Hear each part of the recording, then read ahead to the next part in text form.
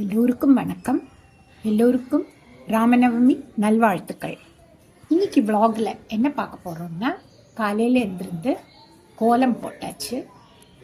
ராமநவமி ஆனதுனால வெளியில் ஒரு தாமரை கோலம் போட்டாச்சு. அப்புறம் கன்னியா கோலம் விசேஷ நாளில் எல்லாம் இப்படி தான் கோலம் போடுவோம். துளசி மாடம் பக்கத்துலேயும் ஒரு ஸ்டார் கோலம், சங்கு சக்கரம், ஸ்ரீராம ஜெயந்தி கோலம் போட்டாச்சு காலம்பரை எழுந்திருந்து. அப்புறம் நந்தியார் வட்டத்தில் ஒரு 5-6 பூ பூத்துருக்கு. அதை பார்த்தா சந்தோஷமாக இருக்குது, சுவாமிக்கு எடுத்து வைக்கலாமேன்னு.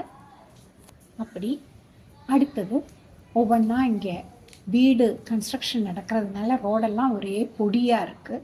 அதனால் வாசலில் ஒரு சின்ன கோலமாக தான் போட்டிருக்கோம். சரி, அடுத்தது என்னன்னு பார்க்கலாம் வாங்க. அடுத்ததான் காஃபி ஃபில்டரில் டிகாஷன் போட்டு காப்பி போட்டாச்சு. ஒரு டம்ளர் காப்பி தான் போட்டிருக்கோம். மாமா மட்டும் காலம்பரை காப்பி குடிப்பார். அதனால் சுவாமி நைவேத்தியத்துக்கு பானகம் பண்ணுறான். முதல்ல பானகம் பண்ணலாம். பானகத்துக்கு ஒரு 3 கப்பு 800 மில்லி வரும் தண்ணி எடுத்து வச்சுட்டுருக்கேன். 1 லிட்டருக்கு கொஞ்சம் குறைவு. அதுக்கு இந்த கரண்டியால் 2 கரண்டி சர்க்கரை போட்டுக்கிறேன். இது கொஞ்சம் குறைவான திதிப்பாக இருக்கும். கொஞ்சம் திதிப்பு நிறைய வேணும்னா ஒரு கரண்டியும் கூட தாராளமாக போட்டுக்கலாம். எங்களுக்கு திதிப்பு குறைவாக போருன்னு சொல்லி தான் நான் 2 போட்டுருக்கேன். அப்புறம் இதில் சின்னதாக கொஞ்சம் உப்பு போட்டுக்கலாம். அப்போ தான் அந்த டேஸ்ட்டு கொஞ்சம் தூக்கலாக இருக்கும். அப்புறம் இதில் ஒரு 1/2 ஸ்பூன் சுக்குப்பொடி போட்டுக்கிறேன். அப்புறம் ஒரு 1/4 ஸ்பூன் பொடியும் போட்டுக்கலாம். போட்டு நல்லா கலந்து விட்டாச்சுன்னா நல்ல ஜோரான பானகம் தயார். அப்படி ஏலக்காய் பொடியும் சுக்கு பொடியும் போட்டு கலந்து வச்சுருக்கேன். அப்புறமா அதில் ஒரு 1/2 லெமன் பிழிஞ்சு விட்டுக்கலாம். அடுத்த நெய்வேத்தியம் நம்ம கோசுமையில் எல்லாம் செய்வோம் இல்லையா, அதனால் பயத்தம்பருப்பு ஒரு சின்ன 2 டேபிள் ஸ்பூன் 3 மணி நேரமாக நான் ஊற வச்சுருந்தேன். அதில் லேசாக உப்பை போட்டு காயப்பொடி போட்டு இப்போ அதை தாளித்து கொட்டி அடுத்த நைவேத்தியமும் தயார் பண்ணியாச்சு. அடுத்ததாக என்ன பண்ண போகிறோம்னு பார்த்தீங்கன்னா, தயிர் சாதம் தான் சுவாமி நைவேத்தியத்துக்கு பண்ண போகிறோம். அதுக்கு பச்சரிசியை 1 கப்பு, சுவாமி நைவேத்தியத்துக்கு எப்போவுமே பச்சரிசி தான் எடுக்கணும். பச்சரிசி 1 கப்பு எடுத்து 4 கப்பு தண்ணி விட்டு குக்கரில் நல்லா வேக வச்சு நல்லா குழைய வேக வச்சு எடுத்துட்டு அப்படியே அந்த சூட்டோடையே நல்லா மசிச்சு விடணும். நல்லா மசிச்சு விட்ட அப்புறம் கொஞ்சோண்டு உப்பும் அதுக்கு தேவையான அளவு உப்பை போட்டு அப்புறம் 1 டம்ளர் பால் நான் காய்ச்சி ஆற வச்சு எடுத்துட்டுருக்கேன். அதையும் போட்டு நல்லா இந்த சாதத்தில் போட்டு நல்லா மிக்ஸ் பண்ணி எடுக்கணும். நல்லா கிண்டி எடுக்கணும். அப்புறம் ஒரு 2 கரண்டி புளிக்காத தயிர் வச்சுட்டுருக்கேன். அதையும் போட்டு நல்லா மிக்ஸ் பண்ணி வச்சிடணும். முதலே நம்ம பால் விடாட்டா அப்புறம் ரொம்ப புளிச்சு போயிடும். இது பால் விட்டு 2 கரண்டி புளிக்காத தயிர் விடும்போது நம்ம சாப்பிடும்போது ஒரு 2 மணி நேரம் 3 மணி நேரம்க்கு அப்புறம் நம்ம சாப்பிடும்போது அது ரொம்ப கரெக்டாக நல்ல சுவையாக இருக்கும். அப்புறம் இதில் இஞ்சி, பச்சை மிளகாய், கருவேப்பிலை தாளிச்சு கொட்டி கொத்தமல்லி இலையும் தூவியாச்சு. அப்படி தயிர் சாத நைவேத்தியமும் ரெடி. அடுத்த நைவேத்தியம் ரவையும் ஜவ்வரிசியும் போட்டு ஒரு பாயசம் டக்குன்னு பண்ணிடலாம். ஒரு 2 நிமிஷத்தில் பண்ணிடலாம். அது எப்படின்னு பார்ப்போம்.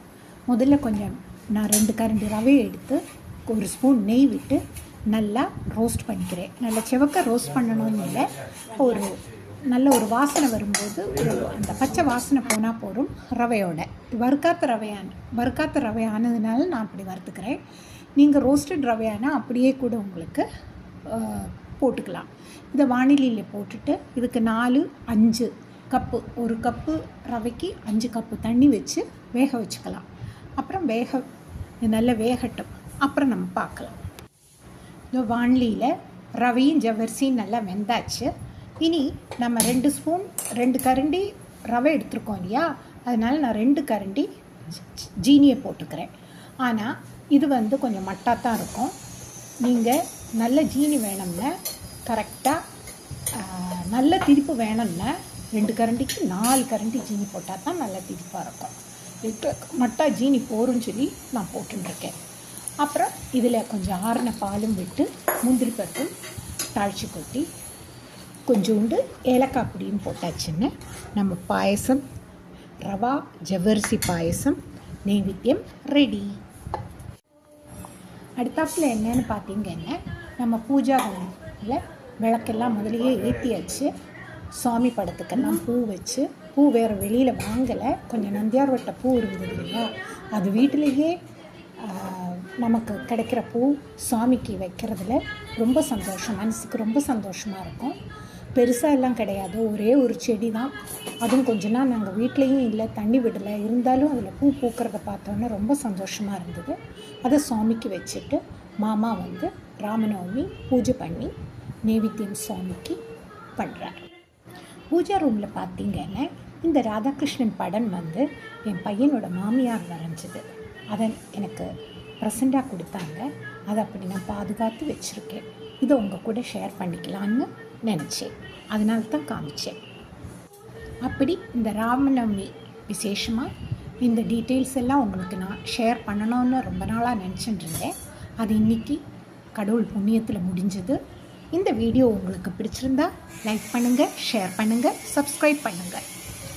உங்கள் வீட்டில் நீங்கள் எப்படி செஞ்சீங்கிறத கமெண்ட் பாக்ஸில் போடுங்க, நானும் பார்த்து தெரிஞ்சுக்கிறேன். வாழ்க வளமுடன். நன்றி, வணக்கம். ராம ராம ராம என்றே சொல்லிடுவோம், ராம ராம ராம என்றே சொல்லிடுவோம். அவன் கருணை அருளால் சுகமாய் உலகில் வாழ்ந்திடுவோம். ராம ராம ராம என்றே சொல்லிடுவோம். ஜெய ஜெய ராமா சீதாராமா ரகுபதி ராகவ ராஜாராம். ஜெய ஜெய ராமா சீதாராமா ரகுபதி ராகவ ராஜாராம். ஜானகி ராமனை சிந்தனை செய்வான் மனம் மகிழும். ஜானகி ராமனை சிந்தனை செய்தான் மனம் மகிழும். அவன் தேவியை பாடிட தவநிதி செல்வம் தேடி வரும். ஜானகி ராமனை சிந்தனை செய்தால் மனம் மகிழும். அவன் தேவியை பாடிட நவநிதி செல்வம் தேடி வரும். கோதண்ட ராமனை கும்பிட்ட பேருக்கு பகைவர்கள் ஏதுமில்லையே.